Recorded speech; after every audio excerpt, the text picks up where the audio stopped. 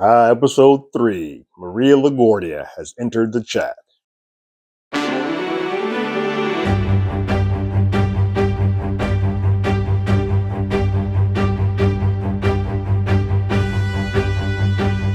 Hello, everyone. Terrence here with Hollywood Already Did It. If you haven't already, go ahead, like, share, subscribe to the channel, leave a comment, ring that bell below. Anytime we have something, you will be among the first to know.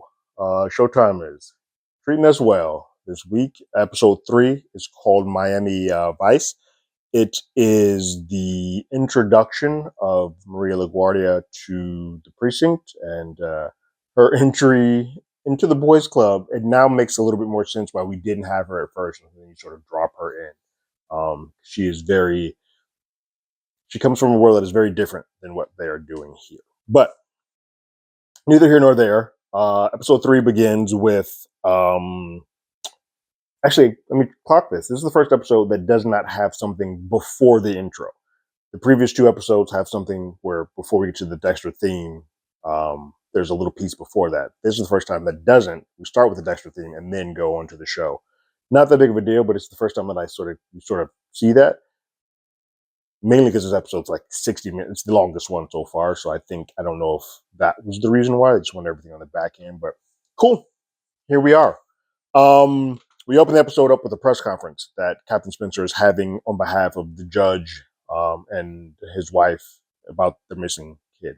Everybody's there. The judge's cameras are all over the place, and they're sort of watching this in the precinct. Now, Captain Spencer is discussing it because he mans all the divisions, but homicide, those folks aren't there because it's not on their case yet. So they're seeing the call, they're seeing the telecast, but it's not in their purview yet. But it does sort of cause Harry to become a little bit concerned about Dex, see if this is bringing up any bad memories or anything that's happening for him, being like a son away from the kid, all that. So anything that's happening to a kid negatively, he worries immediately about Dex. He's also worried about himself, so it brings up memories about the loss of Harry. Sophia is rocking those new earrings that she got, and they're at school with Deb. And Deb and her overhear that her rival, their friend circle, for her rival is looking for a way to score some cocaine for a party. So Deb flippantly comes up with the idea, like, hey, I can score coke with you real quick. And Sophia's like, how the hell are you going to do that? And she's like, I don't know. Let me worry about that later. But she is trying to get in on the good graces because she wants to be the captain of the volleyball team, and this girl is doing everything possible to not do so. It's a voting system by the whole team, so that's why Deb wants to get on the good side of these girls. Back at the precinct, we see the team sort of discussing the Jimmy case, but not getting into depth of it.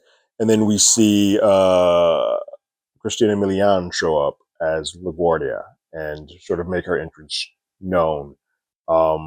Immediately Angel starts jumping over things, and like the Looney Tunes dog who found somebody that he loves, you could see the hearts and bug eyes come out, how much he is in love with her. But he doesn't know who she is. Like he just thinks that she's a skirt and a new piece of meat to sort of ogle over. Then we quickly learn that she is a new detective sent here by higher ups, governor, mayor. I forgot which one of them, but put her there because of an article that she was on the record saying, basically crapping on homicide and saying that the reason why they don't have they don't close cases there, and because they don't see people as people, they just see them as the initials, the NHI, non-human. Like she basically has a hit piece out on them, and she is sent there to clean up the department. Captain Spencer does not like her, and he reads the newspaper article pretty much in its entirety for everybody to basically alienate her, make her welcome as not as warm at all as she probably had intended for it to.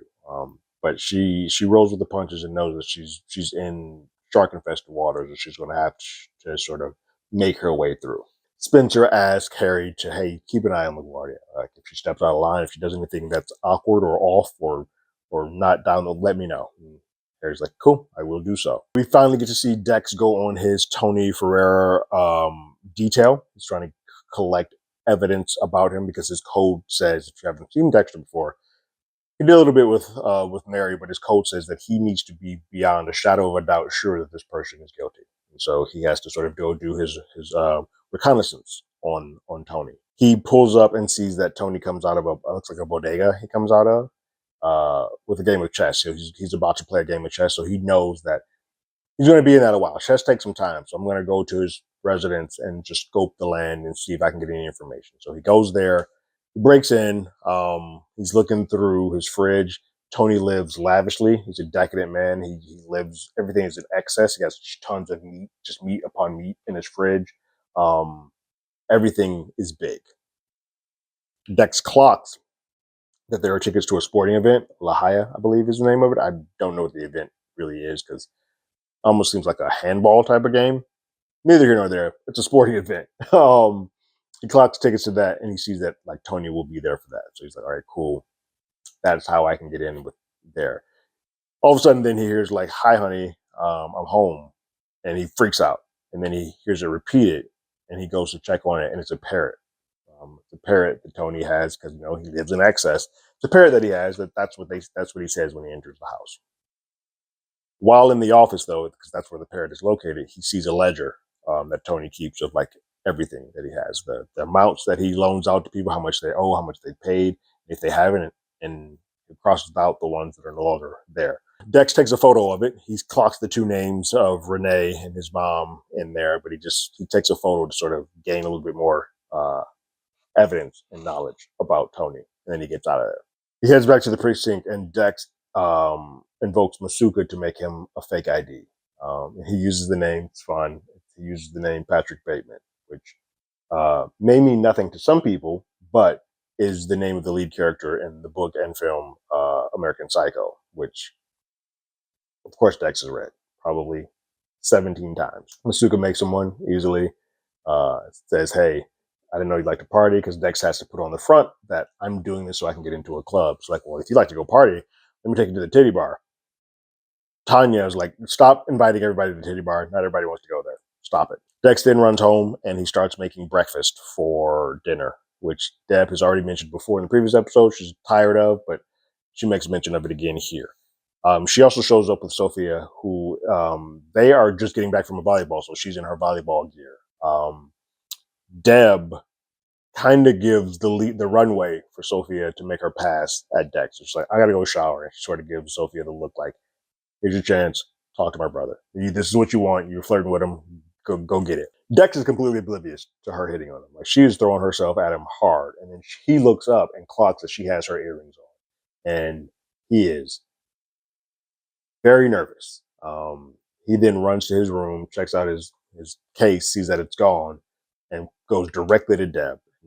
He checks Deb and is like, "Deb, I need you to get my earrings back." And Deb's like, "I'll get you your earrings back on one occasion. You can score me some coke." And Dex is like, "Sure, I'll get you some coke." And then he leaves out. Poor Sophia, she thinks like, he's into me. He's staring at me and looking at me into my ears. I'm like, all right, he was not. They then eat dinner, and at the dinner table, it's Harry. Harry's sitting across from Deb, and then Dex and Sophia sitting across from each other. And Harry and Deb both clock that Dex and Sophia can't keep their eyes off each other. Sophia is head over heels for Dex, but Dex is just keeping an eye on. It looks like he's watching, giving eye contact, but he's looking at her ears, and Harry sees it. And Harry kind of after dinner tells him like, "Hey, I see you looking at old girl Sophia. You should make your move. Like you should go for that." And Dex like, "I don't know what you're talking about. I don't want her. No, I'm good. I don't want her like that. She's got my earrings." And Harry's like, "Well, what do you mean my earrings? What are you talking about?" I was like, "Well, those are the earrings of Harry of Mary." And Harry immediately is like, "Well, wait, why do you have them?" And it should have dawned on Harry that this is how this is going to operate. If Dex is modeling himself or is studying himself or he's studying killers, he's going to hold a trophy. It should have immediately clicked to him. He's been in homicide long enough to know this. It eventually does dawn on him. It's like, of course, that's a trophy for you. You want to have that. He throws out the word "sick," which doesn't get a voiceover reaction or an in-person reaction. But he just throws that out there, and I'm like, oh, that just shows you the true color of how you actually feel about this. But you want to protect your son so much that you're willing to, like, okay, you are sick, but, and then, um, I'm going to do what we can to cover this. And so he reminds Dexter, like, there's a code. The code is there for a reason. The code is there that you don't get caught, and that you don't blow any of this back on us. I need you to get those earrings and get rid of them immediately. And he reminds him that, like, you need to be different than the people you kill. You cannot be the same as them. Dex then asks Harry for permission if he can go to the sporting event tonight, which we all know what that is. We see a quick flashback of Harry and Laura sort of becoming closer and her rising up the ranks of the cartel rather quickly as an informant. She's doing all of this to stay with her kids, to be one with her kids, and make sure she doesn't go to jail. So Dex, at the sporting event, interacts with Tony. Sort of has learned the surface level jargon of the game, but clearly lets on that he's there for the money. And Tony sort of clocks says, like, why don't you just come straight shooter with me at the first place? Once Tony realizes that Dex isn't there for the game, he asks him how much he wants. And Dex says 300. And Tony says, I'm going to make it an even. I'm going to make it an even 5. Which Dex sort of clocks. He makes a facial reaction. But it's clear that Tony ups the money a little bit. Because these people are hard up. They're drug addicts. They're gamblers. They're degenerates, essentially. He's increasing that level a little bit more to show good faith, if you will, but it's also putting those people in more of a debt. And so Dex sort of clocks like, oh, you're stacking the deck against these people that they can never get out of this hole because you're giving them more than they even asked for. It's like a super credit line, but with death. Dex gives him his ID for payment, and Tony kind of just says, like, cool, I'll meet you on Friday at 8 to get my first payment. Don't be late. Don't be late. So Dex has started the trap.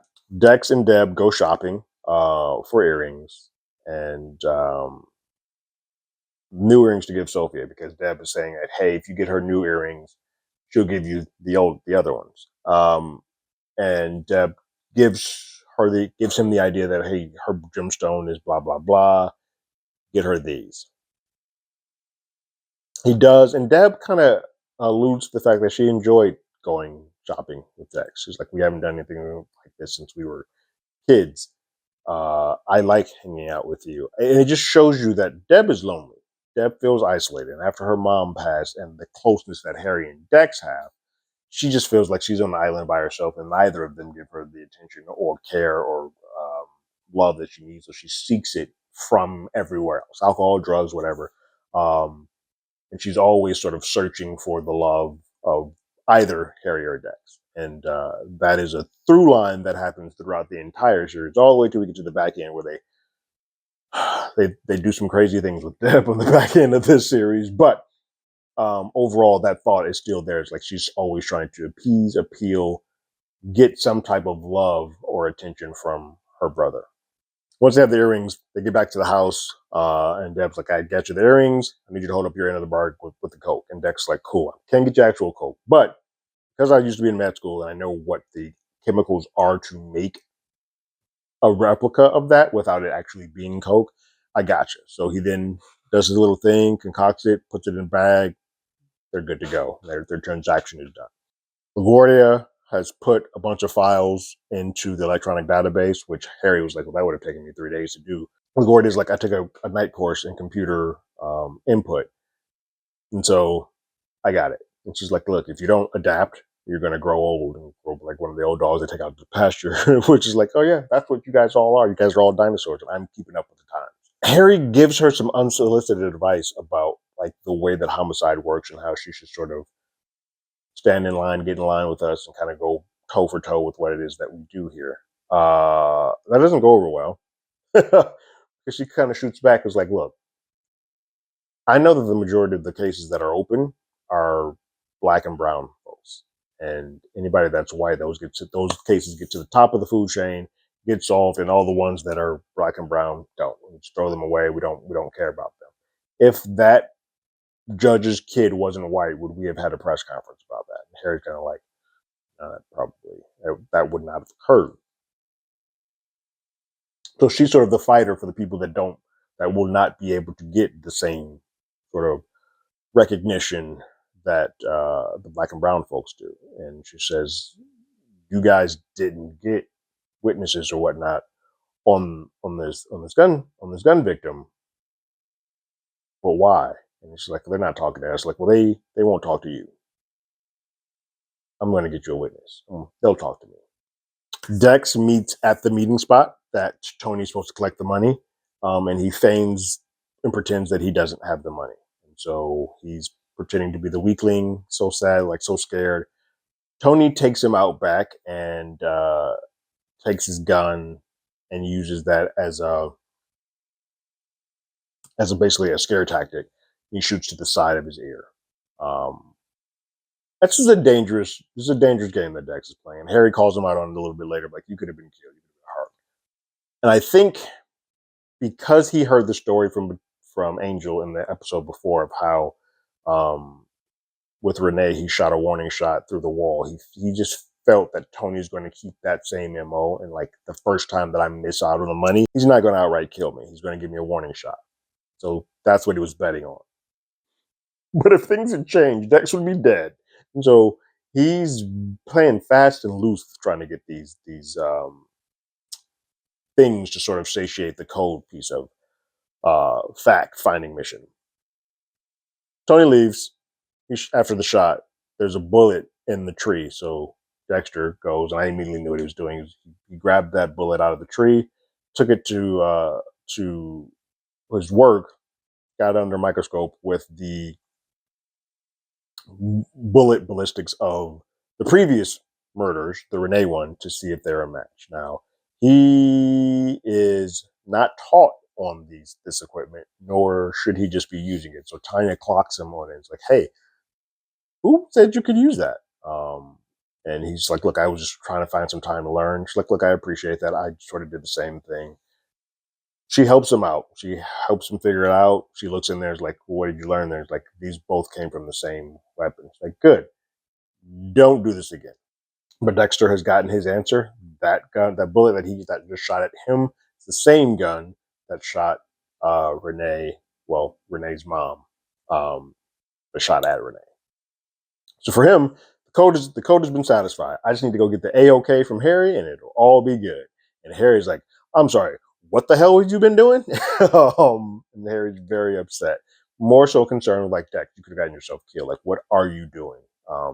But Dex, like, I didn't want to bring this to you and stress you out until I had the whole thing on the table. But here's what I got. This is it. Harry truthfully thought that the Mary job would have been enough. It's like, hey, that should be enough to satiate this. We won't have to worry about this again. He is now realizing that it isn't. And even the job at Metro, it helps. It keeps things curbed for a little bit, but he still has that hunger. And there's nothing he can really do about it. To that point that he says, look, anytime that you get these urges and you're planning to go and do this, you have to come to me first. Like, I am the first line of defense. I'm putting myself as first line of defense because there's so many people that if you do things incorrectly, there can be fallback. There can be fallback on myself. There can be fallback on you. There can be fallback on Deb. There are too many people that can be hurt by this. So we need to do things by the book and keep everything clean. It's at that point that Harry says, oh, cool, all right, you go do it. But I'm coming with you. And Dex is like, no. And this is a good thing for Dex. Dex is like, you're not like me. You're not the same type of person like me. This will change you. No. You don't come with me. I got this. I can do this by myself. I'll be fine. You stay here. Harry says, okay, cool. Just no shortcuts. Do everything by the book. Do everything the way that we planned. And Dex like, okay, I got you. We then see Harry in the flashbacks putting a wire on Laura. They're becoming cozier, if you will. She's a little nervous about it, but he talks her through. It's like, no, you'll be fine. You got this. So she goes to the meet. Everything's going well. They get the information they want, and then she comes out. As she comes out, Estrada pulls up and tells her to get in. And then she gets into the car. You can tell that she looks scared. She looks up at Harry, and then Harry and Bobby tail the vehicle. All three cars back, but they tail them, and it gets to a shipping yard. shipping containers. Everything gets a little dicey. If you've seen Dexter, you got nervous and concerned that this is where it's going down, but then you're like, wait a minute, that doesn't make sense because that's not where. Yeah, but if they already changed the age of Dexter, now I'm sort of like, well, okay, some of this might be a little bit different for the purposes of this series. That's it. They chase him down. They get to the shipping yard. There's a truck, a working truck that comes in and blocks Bobby and Harry off for a little bit, so they can't quite hear the feed or find the car anymore. And so Estrada's sort of pushing for like, how did you get all this money? I've been seeing that you've been moving up the ranks. Um, your boy Joe got pinched, but you got free. Like some of these things don't make sense, and you keep moving up. She's just pushing more and more. She smartly, because she did have the wire on her, and they were frisking her for the wire. She smartly rips her shirt open to expose and show her bra, but she took the mic with her when she pulled back, and so the mic was in her hand while while she showed her chest. And so she's thinking on her feet, and then she came up with the idea of like her chipped tooth that came to her in real life was a result of Joe, and so it just built to the story. She was thinking on her feet quickly enough to sort of get out of the situation for Estrada to believe whatever it was she was saying. But at this point in time, Bobby and Harry have lost her. Back in present day, Deb and Sophia get prepped for the party. Sophia lays out the cocaine. Why do these kids know so? I guess I'm just out of it. But these kids know really well how to line up this coke. They're in it. She goes to get the tray set up. It's at that point that Dex gives Sophia her earrings. She's like, "How did you know my birthstone?" And she immediately takes the ones that belong to Mary off, hands them to Dex, and puts on her other ones. Like, "Here, you can have these. Give these." Oh no, she says, "Give these back to Deb. They're going in his pocket." Um, she gives him a big hug and say, "Thank you so much." And then Deb and Dex sort of give each other a pass. The girls show up for the party, start doing lines of uh, coke, if you will. They ask Dex if he wants any, and he's like, "Nope." Kind of pretends that he already did a couple of bumps already. He's like, "Nope, I got ahead of y'all before the party started." But that's his exit. It's like, "Okay, I'm going to use this as my exit. You guys have fun. I'm going to go ahead and get out of here." As he's exiting, Sophia clocks it and says, "This is my shot." So she goes and follows him just to say thank you and say thank you for the earrings and thank you for getting us the coke. We really appreciate you. And then she kisses him. And Dex just stands there like a dead fish. And then she tries to kiss him. She's like, "Oh my God, you're so sexy. Like, you're great." She tries to go in for another kiss. And Dex is like rebuffing it. Like, "Nah, you're fine. This is great. Your breath is fine. Nothing's wrong with you. But I got an errand to go run, so I don't have any more time to spend on whatever this is." He just pulls off, and she's kind of just standing there, left to her own devices. Um, I don't know if the thought or desire for Dex is going to remain because she did just sort of get cold turkeyed right there, but she's put herself out there, and I think she'll still be like the puppy dog because of the mixed signals of the earrings coming. But Dex makes his way out and goes to go find to go grab a hold of Tony.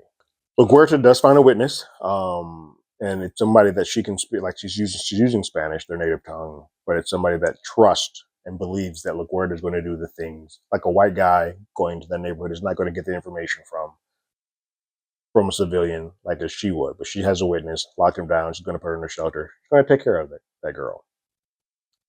LaGuerta goes to Harry to say, "Hey, look, I got you a witness. She's on the up and up. She's going to talk. You got one." And Harry kind of like appreciates the detective work that LaGuerta is doing. Like as much as it sort of pains them to have somebody who was placed here and get called out on their BS, um, he sort of like appreciates the detective work that she is sort of putting in.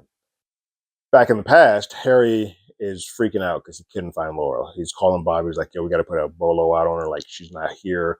I'm really concerned." And all of a sudden, Laura walks in. Laura's like, "I'm fine." They hug, they embrace. It's a hug that's pretty intense. A hug that we don't see Harry's eyes, but we see Laura's, and you can tell that she felt a little bit more affection from that hug than I think may have been given. Because it seems like Harry's pretty much a straight arrow, like, "Hey, I got a wife at home. That's who I'm with." But Laura says, "I'm in. I got a meeting with Sunny. I'm here now. I feel like it's a trap. It's a setup." Estrada's not dumb. But that's where we're at with that. And then Harry's like, well, cool. That's great. We'll get you all set. We're going to go. Your boys are probably worried about you. Let's get you home. And he heads to the door. And it's at that point that Laura sort of makes a pass. She's like, my babysitter is booked for at least another hour. And that's her way of saying, we ain't got to go home. We can do some stuff. We can do it right here. And Harry has a pause. He has a moment. And the only reason I think he paused and has a moment of weakness, because I think he's very loyal to his wife. I think he has a moment of weakness because whatever affection, love that they had back in his relationship with his wife is sort of deadened, becoming this transactional thing that where we're just trying to replace our son, replace our son, replace our son. That love is gone, and so he is not completely cold blooded to say, I wouldn't mind getting that from you, but he says no, we need to get you home. She's like, okay, all right. The last part is that Tony shows up at his home, lights are out, and the parrot is not in the cage. The parrot is somewhere else, and so he goes to go find it, and then Dex attacks, and there's a bit of a brawl that ensues. But Dex eventually puts a sleeper hold on Tony and puts him to sleep, and then Tony wakes up. He is at an empty stadium of where this game was played, which seems like a very dangerous place to do a kill table. I don't necessarily know if I would have done it at the house, but it's a weird place to sort of do it. Now I just thought about something. We'll get back to it in a little bit, but it's a weird place to sort of do it. So we have yet to learn that Dexter doesn't have like a set. One, he doesn't have a set way to sort of de-escalate people who are much larger than him and sort of get them to sort of easily fall out, but he also doesn't have a set area or space where he kills. But he lines Tony up and tells him, like, hey, I know who you are. I know you killed Renee and his mother. He's like, well, I didn't kill Renee. He's like, well, you know what you did. You're responsible for that. And he just goes on. It's like, you do this repetitively. I'm going, like, this is it. He gets him up, and then he kills him. He doesn't stab him in the chest like he did Mary. He basically decapitates him. Like, he slices across and cuts his head off. Blood just goes everywhere. And then he takes that body, the head, to the alligator swamp again and drops everything in. And as he's leaving, an appendage rises back to the top and is just floating on the water, which, yeah, it's just not a clean way to sort of do everything. Then we then see why we eventually start putting these things in garbage bags as we go along. We're learning more things in real time.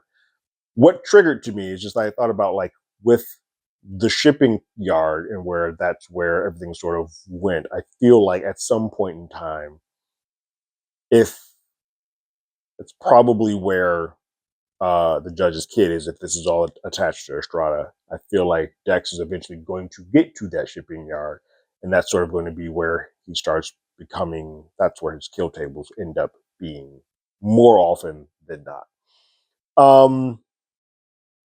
Yeah, and that's the episode. Another kill. This is my favorite episode of the season so far. This felt like the most of a one-to-one to when the original episodes were. I felt like very much in line with those original seasons. LaGuerta actually offers some seasoning a little bit to the episode. Another legacy character, if you will. But I think what I liked about this the most was seeing Dexter go through the process of establishing the things he needs to enact this violent act and sort of keep the code, but also sort of seeing the other side of how Harry basically gets to a point where he does have affection for Dex's mom, but when all of this goes south, he's going to take Dex and not Brian,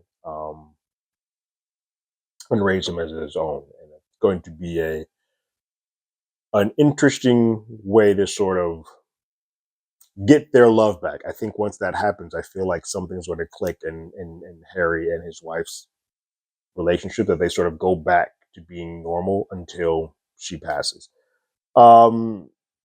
Yeah, it's cool to see sort of the things that Dex needs or gets before he becomes the super well-established Dexter by the time that we meet him at the beginning of the first season. What did you guys think about this episode? Go ahead and leave your thoughts and comments in the comments below.